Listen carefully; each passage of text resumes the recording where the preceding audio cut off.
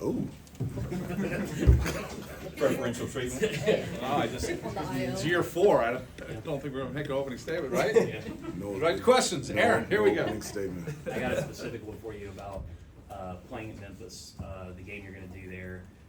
We've gone from teams having the secret scrimmages and everything else. Now you're playing a scrimmage, just going for charity. Kind of what appealed to you about doing an event like that and link it up with Memphis like you're doing? Well, I mean, I think a couple things. One, teaming up with Penny. You know, we've had a long relationship, obviously playing against each other in the NBA, and so being able to, you know, we have a friendship and, you know, just talking in terms of when we were together in recruiting, and we talked about the possibility of us playing together, and we both really like the idea. Obviously, competing against a great team and program of Memphis early in the season to, you know, to prepare us and get us ready for the upcoming season. It's something that is really beneficial to us, and so we're really excited about the opportunity to do that, but also to serve St. Jude's Hospital. Obviously, you know, it centers around, you know, pediatric cancers and diseases. But that's dear to me with the experience of my mom passing away of cancer, and so to be able to play against each other and compete, but be able to serve together was something that was a no-brainer for both of us, and I'm really excited about the opportunity. We haven't had a chance to talk to you for quite a while. Go back to spring. You can call me. Did you actually answer? Steve, I'll have to go through You're it. debatable. He said it on the record. I can take If the you day text me, I'll text you back. If you call, I won't pick it up. Just call me back. Yeah. You did that one time. In the spring, when you were looking to replenish the roster and looking for big guys, what are some of the challenges that you went through with the varying big guys that were out there? They're taking a lot of visits, and some have their hand out for a little bit more than others, and building enough of a relationship to get a feel for a guy during that process. What were the biggest challenges? I wouldn't consider them challenges. You know, obviously in recruiting, whether it's high school or the transfer portal, you're looking to, you know, to check two boxes, a want and a need. And once you find people that check those boxes in terms of want and need, then, you know, it's developing a relationship and finding out if it's the right fit, not only for our team, but for our program. And so attacking the transfer portal is nothing different than recruiting high school kids. It's checking those two boxes, understanding what we want and what we need, and does it fit in what we're trying to do as a team in terms of the specific team upcoming year and also our program. And you got Van Allen back in the spring. What are some of the things that jumped out at you about his game that you thought would fit? His versatility, his ability to rebound, defend. He can guard the post. He can guard guards out on the perimeter. His versatility on the offensive end, getting to the offensive glass, running in transition. His ability to shoot the ball from the outside, but also handle and make plays from the perimeter. Being able to score in the post, despite, you know, he's not as tall as Armando, but just his ability to be able to finish around the basket. That type of versatility was something that all of us were looking for, and we feel like we got in Vin. Hubert, obviously, Armando has been a staple in the front court for a long time. For a decade. Yeah. The front court has been sort of remade with Van Allen and Ty Clark and some of the other guys who you've brought in. Just sort of generally, how do you feel about the state of the front court? Maybe that there's some different things you can do this year with some of the new personnel you have. Yeah, you know, I mean, the foundation of the way that we want to play, that, you know, that will never change. You know, obviously, and I've talked at great length that the most important thing for us in determining the outcome of a game is rebounding. So it doesn't matter who we have. You know, we're going to box out and rebound, and if you don't go to the offensive glass, you're not going to play for me. Just the benefit of us being a good defensive team. You know, last year we were a really good defensive team, and so, like, in order for us to get stops, you know, that allows us to get out in transition and run like we did last year, and that was really good for us, you know, from an offensive standpoint and just our pace. And so I've always said I want to dominate points in the paint through post penetration and offensive rebounding, and it doesn't matter if we have 5 guys that look like me, that's what we're going to do. And so, but there's also, you know, at times, you know, according to personnel, you've got to tweak, you got to pivot, you got to alter and change.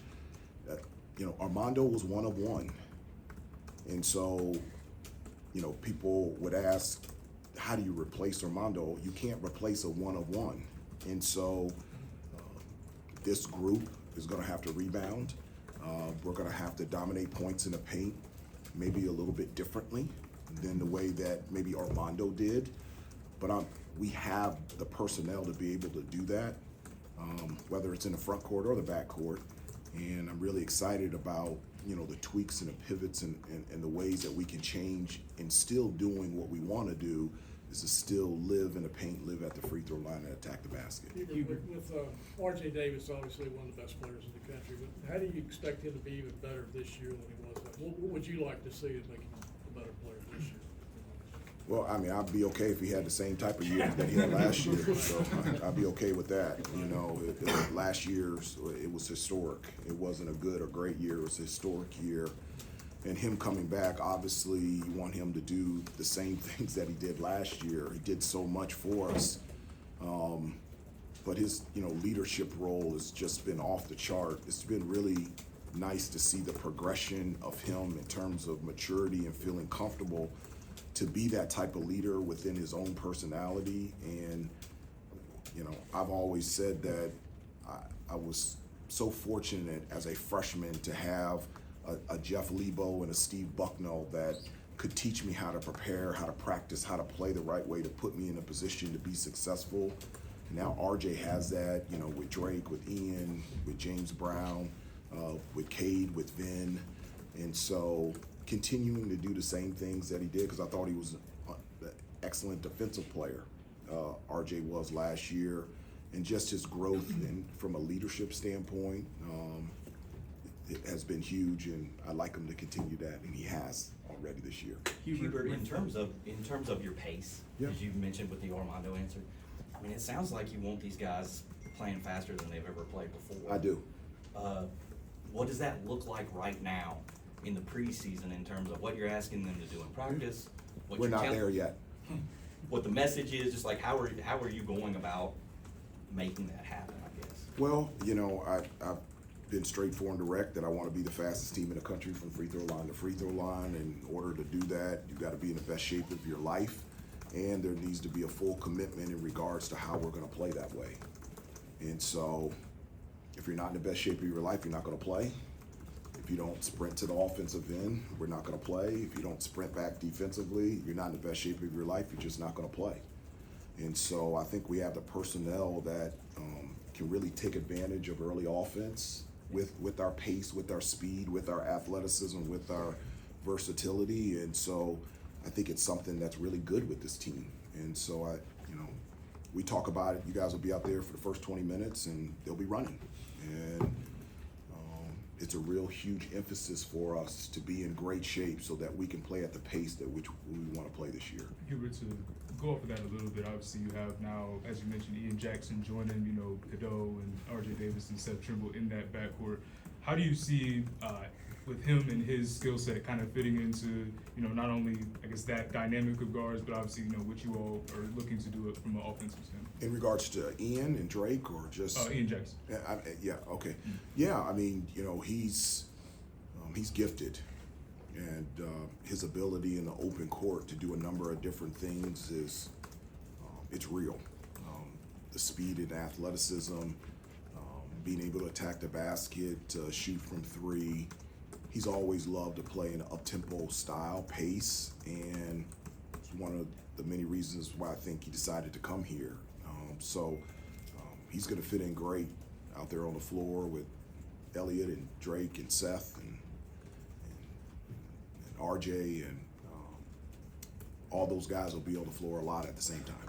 Hubert, with Seth entering initially his name into the transfer portal, then coming back out a few weeks later, can you just walk us through what those few weeks are like with you and Seth and the process of bringing him back in? Yeah, I mean, at the end of the year, it's obviously different than when I was in school. Every kid, at the end of the year, evaluates, and there's decisions in terms of going to the NBA or the transfer portal, and I will say this, I'm so thankful and honored and excited that Seth decided to come back. He's an unbelievable kid, a joy to be around, a joy to coach, and the progression that he has made every year is exactly what you want to see as a coach and exactly what you want to see in as a player. And so just so thankful that Seth decided to come back, and there was no process. I never wanted him to go into the transfer portal. I wanted him to be here always. Coach Davis, how would you assess Elliott Cadeau and his progression? He's in year 2 now. What have you seen from him these past couple months? Yeah, no, I mean it's his progression has been huge, but I would say specifically in 2 areas. You know, one, I mean, it's just his. He's just knocking down shots all over the place, and just the confidence as a result of the hard work that has been put in this summer. He's a guy that lives in the gym, wants to get better, and not just for himself. He really wants to get better to be able for our team to be better. And so he's always thinking about team. And then just his overall leadership is just off the chart. I mean, the way that he holds himself accountable, but the other players, the encouragement that he gives his teammates.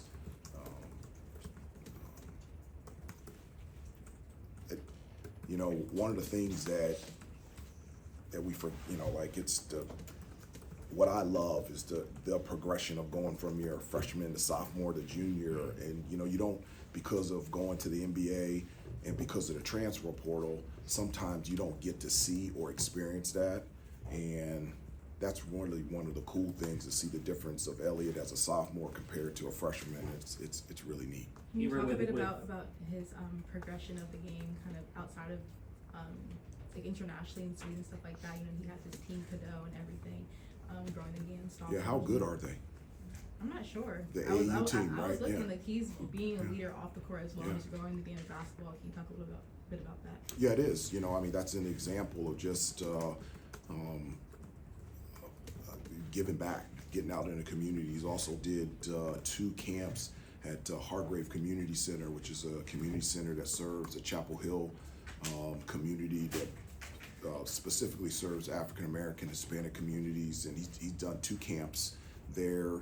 One of the camps coincided with a backpack drive where, you know, he was given supply full backpacks to kids to start the school. And so that's just another example of the growth and him, you know, growing up, and it's been great. Hubert, just to follow up on, you said he's making shots all over. Is it reps and confidence from the summer that has maybe helped the shot? Is it anything mechanical you guys have done in terms of, especially with shooting with range for Elliott? Yeah, I think it's a combination of both, you know, and just, you know, tightening the screws, you know, in terms of the discipline and details of, you know, shooting and just the fundamentals. But it really is getting in the gym and, you know, just living in the gym, and just like the repetition and just the hours of being able to be put in there just to put yourself in a position to be a consistent shooter. And he has done that. He has been committed to that. But, you know, it's not just shooting from 3. It's, you know, as I told you before, the leadership on the court, off the court. It's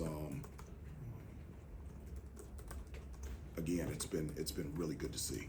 Hubert, what have you seen from Jaylen Washington this offseason? And what do those conversations look like with him as he goes into that upperclassman role? Yeah, I mean, those conversations have, you know, and his growth has, it's been fun to watch as well. You know, this whole summer, you know, his first year was really rehab.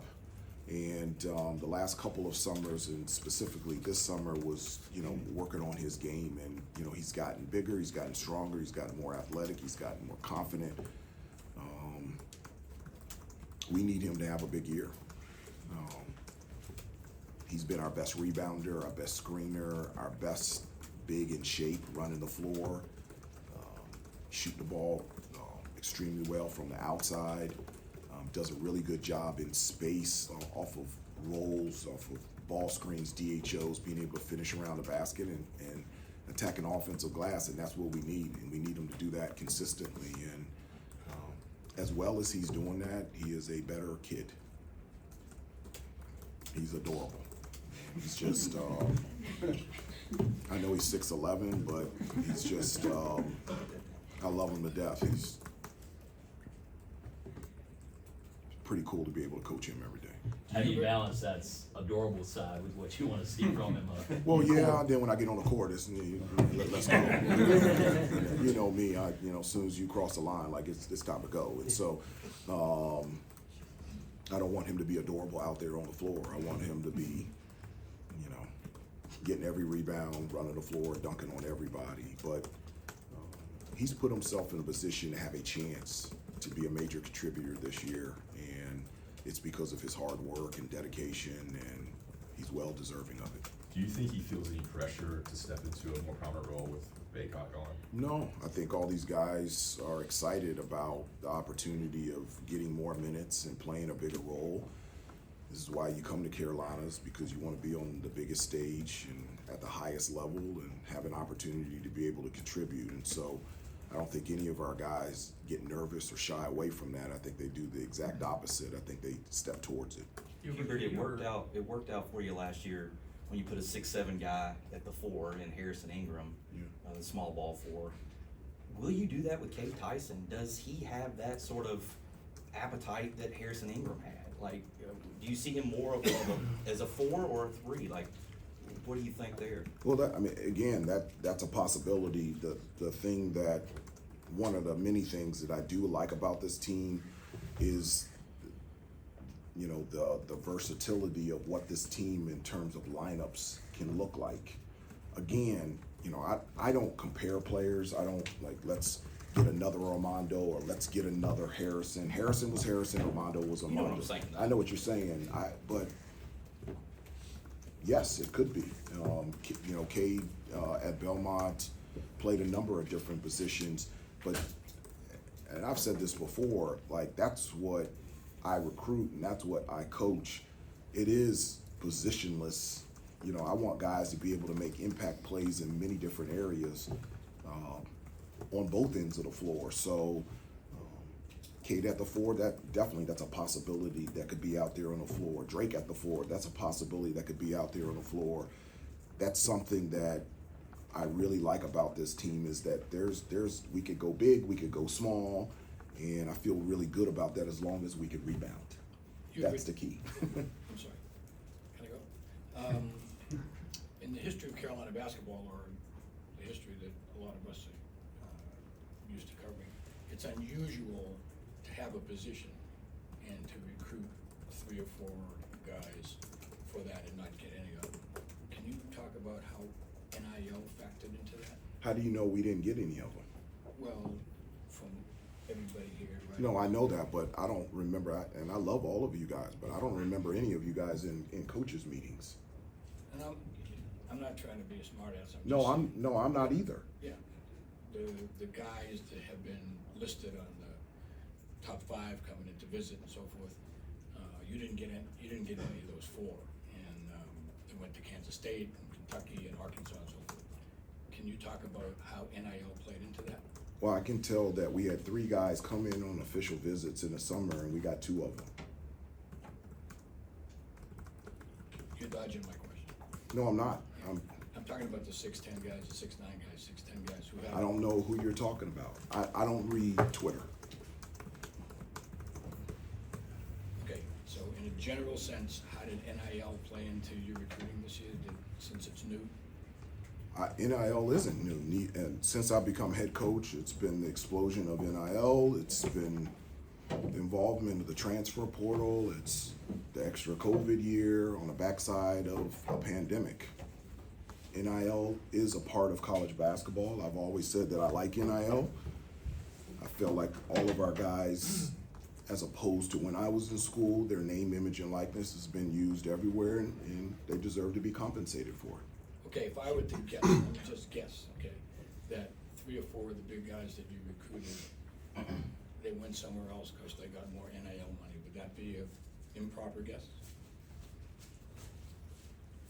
I'm not a hypothetical guy, and that's why I said that 3 guys came on official visits and 2 of them committed, is because I'm talking about facts. I don't answer and I don't talk in hypothetical situations. Well, you know, Let's move on. Hubert, Andrew, just go what- ahead. Jaylen Withers was pretty open last year about how it took him a while to be comfortable here in a Yeah. variety of ways. And he said later in the year he was getting comfortable, and it showed on the court. Yeah. What have you seen, how have you seen that carry over in the offseason up to now? Yeah, I mean, just the consistency of stacking days, understanding the importance of discipline and details of, and what I mean by that is just, I always talk about making routine plays routinely and understanding that the little things are what makes big things happen, like talking on defense, boxing out, attacking the offensive glass, and making the easy play on the offensive end, knocking down free throws, different stuff like that. And so, from the first year to this year with Jay Witt, I've seen growth in terms of stacking consistently more of those days, and it's been really fun to see. He's playing at a really high level right now. Hubert, have you ever had the chance to coach your kids in anything before? No. Well, I coach them in life. I'm their dad. What's the dynamic though been like when you've had fathers and sons on the same team? There hasn't been any dynamic. I mean, Coach Lebo obviously had Creighton Lebo, and now I have my son Elijah, and he's my son that happens to be on the team this year. Hubert, we haven't talked about Drake Powell yet specifically. You had a lot of chances to, drive out and see him play. He's pretty close. Yeah. What's impressed you the most that you've seen from him this summer? Just a number of things. Just his,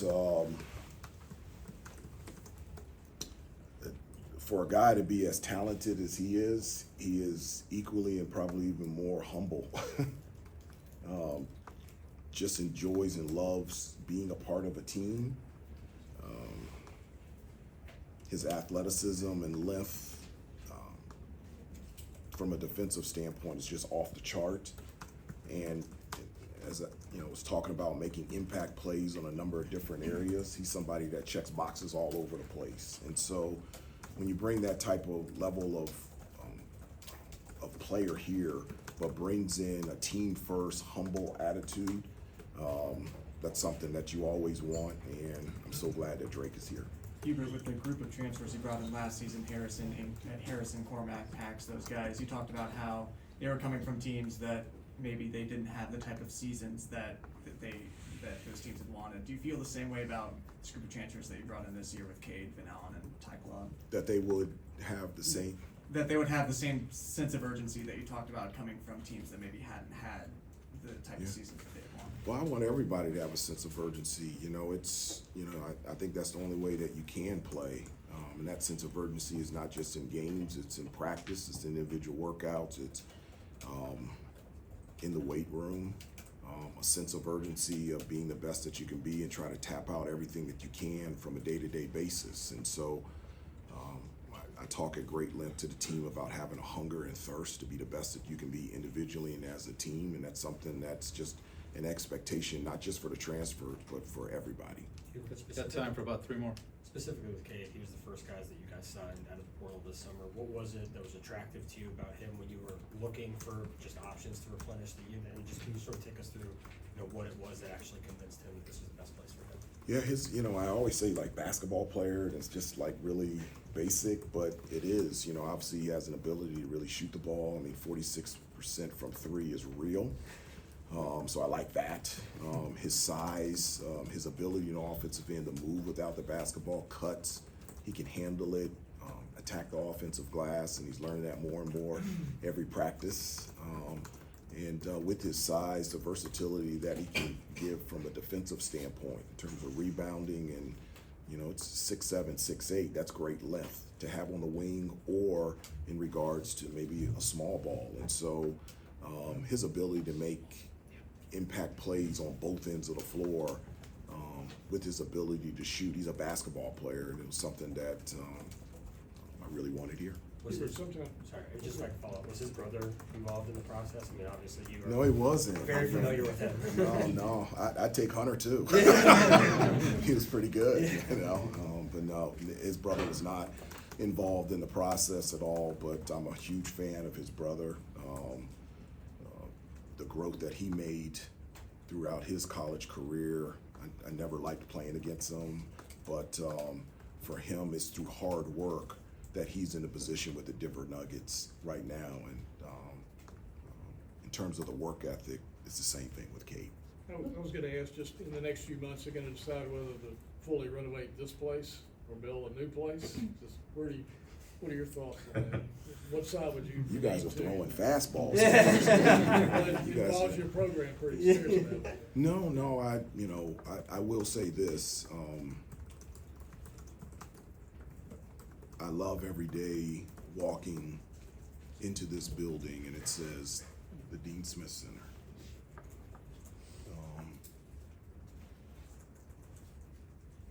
I love that. And that's all I'll say. Looking at RJ, what are some ways that you kind of see him acting as that leadership in practice and outside of practice?